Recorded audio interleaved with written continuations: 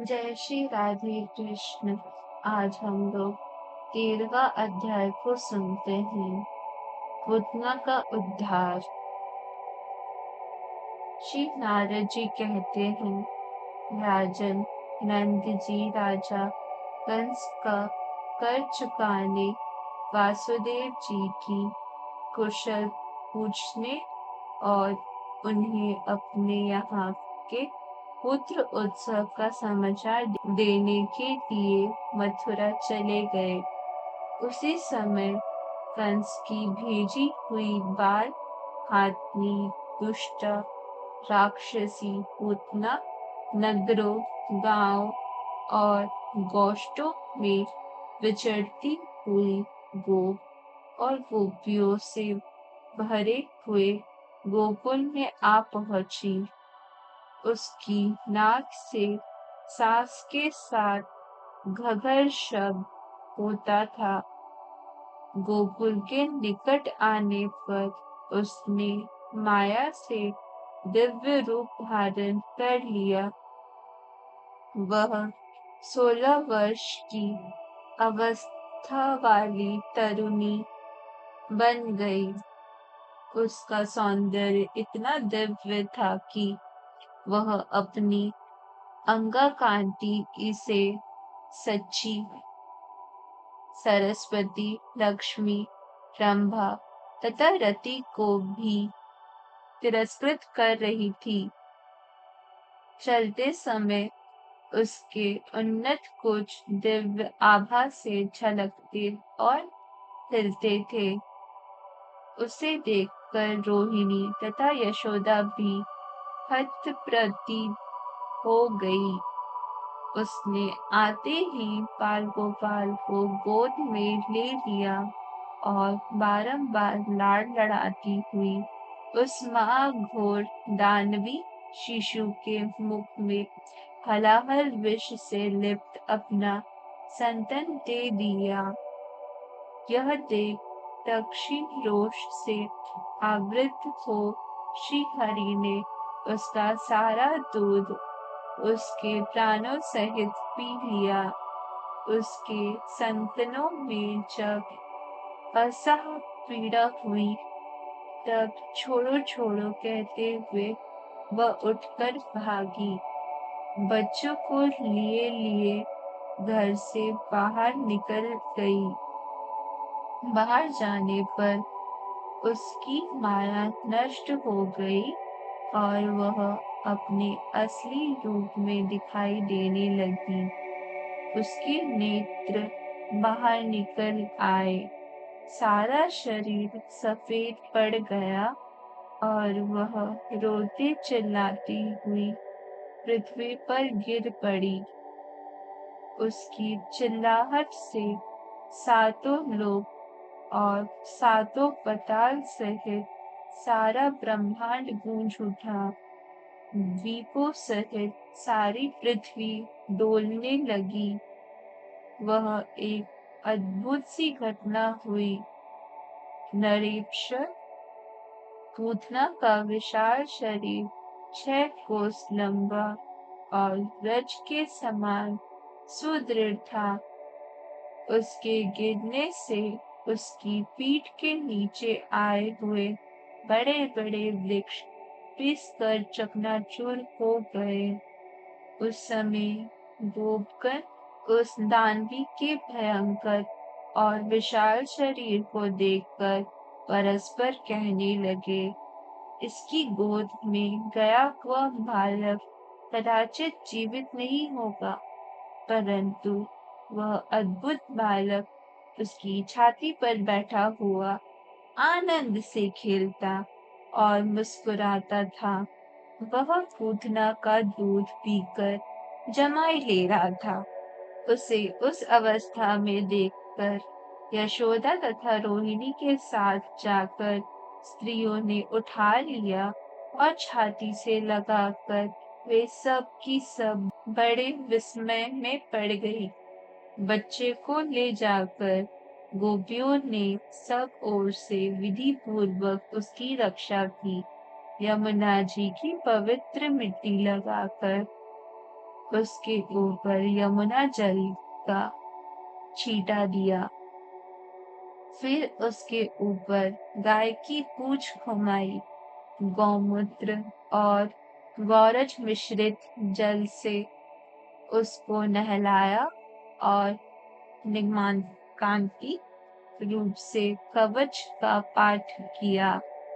श्री गोपिया बोली, मेरे लाल श्री कृष्ण तेरे सिर की रक्षा करे और भगवान वैकुंठ कंठ की श्वेत दीप के स्वामी दोनों कानों की यज्ञ रूपधारी श्री हरि नासिका की भगवान नरसिंह दोनों नेत्रों की दशरथ नंदन श्री राम जीवा की और नर नारायण ऋषि तेरे अधरों की रक्षा करे। साक्षात श्री हरि के कला अवतार सनंदन आदि चारों महर्षि तेरे दोनों कपलों की रक्षा करे। भगवान श्वेत वराह तेरे बाल देश की तथा नारद दोनों भ्रूलताओं की रक्षा करे। भगवान कपिल तेरी टोड़ी को और दात्रे तेरे वक्ष स्थल को सुरक्षित रखे। भगवान ऋषभ तेरे दोनों कंधों की और मत्स्य भगवान तेरे दोनों हाथों की रक्षा करे। पृथुल पराक्रमी राजा पृथु सदा तेरे बाहुदंडों को सुरक्षित रखे। भगवान कच्छप उद्धार की और धन्वंतरी तेरी नाभि की रक्षा करे। मोहिनी रूपधारी भगवान तेरे गुहाय देश को और वामन तेरी कटी को हानि से बचाए। परशुराम जी तेरे पृष्ठभाग की और बादरायण व्यास जी तेरे दोनों जांघों की रक्षा करे। बलभद्र दोनों घुटनों की और बुद्ध देव तेरे पिड़लायों की रक्षा करे। धर्म पालक भगवान कलिक गुल्फा सहित तेरे दोनों पैरों को कुशल रखे।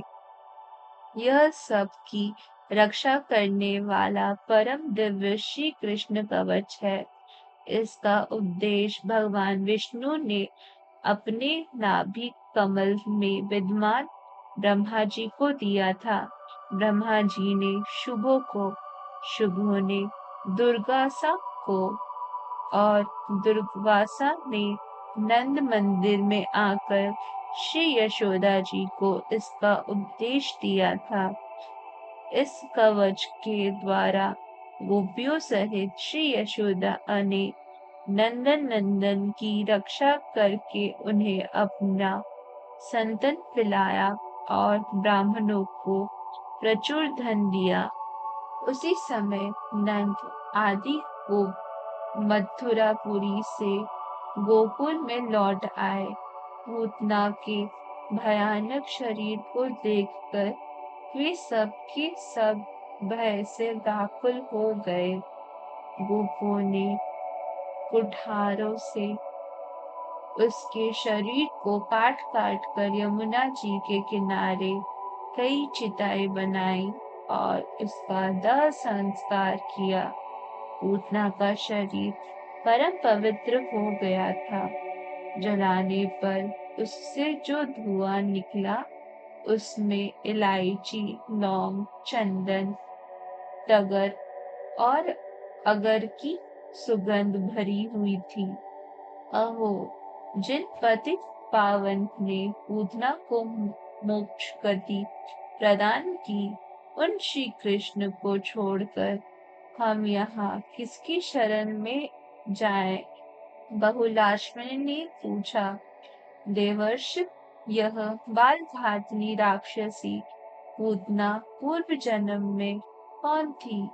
इसके संतन में विष लगा हुआ था तथा उसके भीतर का भाव भी दूषित था। तथापि इससे उत्तम मोक्ष की प्राप्ति कैसे हुई? श्री नारद जी बोले, पूर्व काल में राजा बलि के यज्ञ में भगवान वामन परम उत्तम रूप को देखकर बलि कन्या रत्नमाला ने उनके प्रति पुत्र उचित स्नेह किया था। उसने मन ही मन यह संकल्प किया था कि यदि मेरे भी ऐसे ही बालक उत्पन्न हो और उस पवित्र मुस्कान वाले शिशु को मैं अपना संतन पिला सकूं, तो उससे मेरा चित्त प्रसन्न हो जाएगा। बलि भगवान के परम भक्त हैं, अतः उनकी पुत्री को वामन भगवान ने यह वर दिया कि तेरे मन में जो मनोरथ है वह पूर्ण हो। वही रत्नमाला द्वापर के अंत में पूतना नाम से विख्यात राक्षसी हुई। भगवान श्री कृष्ण के स्पर्श से उसका उत्तम मनोरथ सफल हो गया।